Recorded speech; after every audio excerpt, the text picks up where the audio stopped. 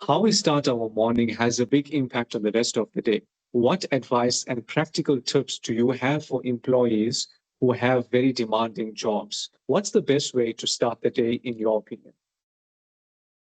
So, Aslam, I would really say giving yourself a little bit of extra time in the morning. Life never goes as we expect. It never goes according to plan. So, giving ourselves a little bit of a buffer time, factoring in a little bit of extra time in the morning to take that time to check in with ourselves, to practice a little bit of mindfulness. That's something that I really try to do every single morning, to practice a little bit of gratitude. That just sets the tone for the rest of the day and sort of combats those negative thoughts that may creep in. Also, having enough water in the morning. We haven't drank water for 8 hours, so really hydrating is so crucial. A healthy diet is also a healthy breakfast, especially that sets the tone for the morning. It puts us in a better mood. It helps our brain to function optimally and to really start off the day with some act of personal care. So whether that be a quick shower in the morning just to revitalize us, or a yoga session in the morning, anything that sort of, even if it's 10 minutes, a 10-minute walk outside, or walking outside with your coffee and just spending time with yourself. I agree with you. That's fantastic. So I can only share my own personal experience, and the viewers out there, each to your own. Some people believe in having a routine for the morning, some people don't.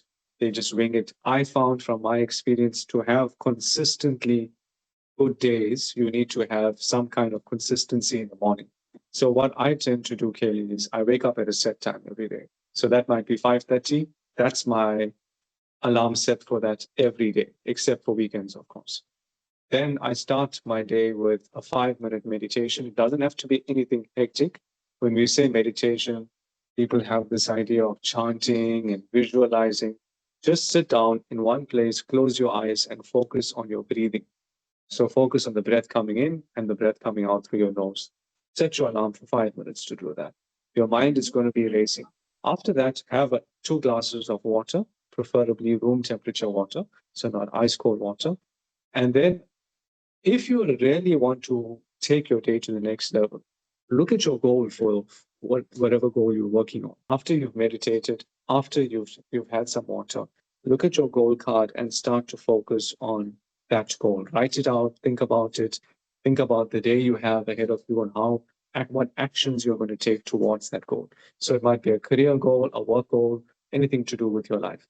And then from there, get dressed and carry on with it. Have an important breakfast. That's what I personally do. But each person should try and find their own rhythm. Any comments on that?